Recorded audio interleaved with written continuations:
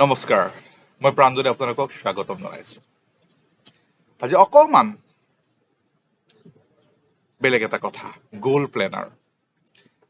আমাৰ জীৱনৰ হয়তো সকলোৰে বাবে লক্ষ্য স্থিৰ কৰা এটা প্ৰয়োজন আপুনি ছাত্ৰ অৱস্থাতেই হওক বা চাকৰি কৰি থকা সময়তে হওক আৰ্লি অৱস্থাত কি হয় আমি যদি আমাৰ নিজৰ লক্ষ্যস্থল বা লক্ষ্যস্থান আমি যদি স্থিৰ কৰি নলওঁ তেতিয়াহ'লে আমি বাদ বুলিবলৈ অসুবিধা হয় আজি যদি আমি নাজানো গুৱাহাটীত থাকি যে মই তিনিচুকীয়ালৈ যাম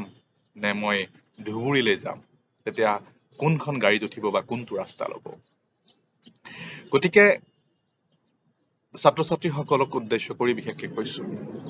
যি পঢ়ি আছা ভৱিষ্যতৰ সকলোৰে নিশ্চয় পৰিকল্পনা আছে আৰু যদি গোল বা লক্ষ্য স্থিৰ কৰা নাই বা পৰিকল্পনা কৰা নাই তেতিয়াহ'লে লক্ষ্যটো স্থিৰ কৰা বা পৰিকল্পনা কৰাৰ সময় সমাগত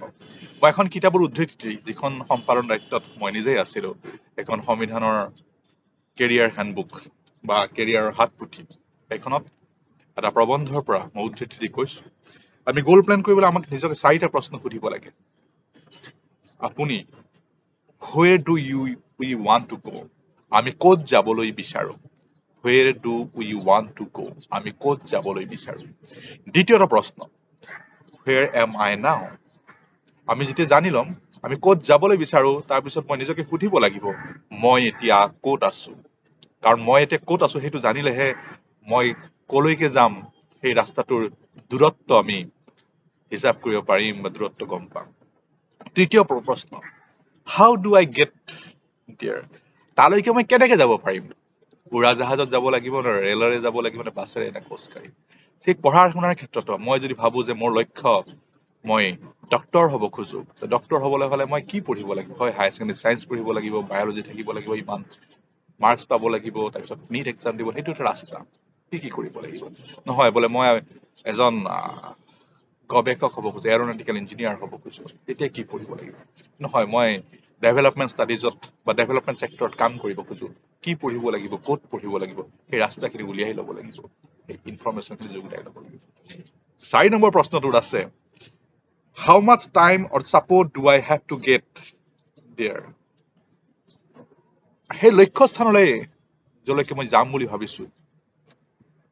তালৈকে যাবলৈ মোক কিমান সহায়ৰ প্ৰয়োজন হ'ব বা কিমান কোনে সহায় কৰিব বা কিমান সময় লাগিব 4 বছৰ 5 বছৰ এবছৰ নে কিমান সময় লাগিব আৰু কিমান মোক সহায় লাগিব কাৰোবাৰ হয়তো এনেকুৱা হ'ব লাগে টেকনিক্যাল নলেজ যে মোক অকমান কোচিং লাগিব গাইডেন্স লাগিব কেতিয়াবা এনেকুৱা হ'ব পাৰে যে মোক স্কলাৰশ্বিপ লাগিব ফাইনান্সিয়েল সাপোৰ্ট লাগিব যিকোনো হ'ব পাৰে গতিকে এই 4টা প্ৰশ্ন আপুনি যদি এতিয়াও লক্ষ্য স্থিৰ কৰা নাই বা আপুনি দোধৰ মধ্যত আছে তেতিয়া এই 4টা প্ৰশ্ন আপুনি নিজকে সোধক where do we want to go আমি কলৈকে যাব বিচাৰো দ্বিতীয়টো প্ৰশ্ন আমি ক'ত আছো তৃতীয়টো প্ৰশ্ন মই তালৈ কেনেকৈ যাম আৰু চতুৰ্থটো প্ৰশ্ন মই মোৰ লক্ষ্যস্থানলৈ যাবলৈ কিমান সময় বা সহায়ৰ প্ৰয়োজন হ'ব তো এনেকুৱা কথা আকৌ পাতিম বিশদভাৱে বিশেষকৈ ছাত্ৰ-ছাত্ৰীসকলক উদ্দেশ্য কৰি কৈছো যিসকলে এতিয়াও লক্ষ্য স্থিৰ কৰা নাই লক্ষ্য স্থিৰ কৰিবলৈ সময় সমাগত আজিলৈ ইমানেই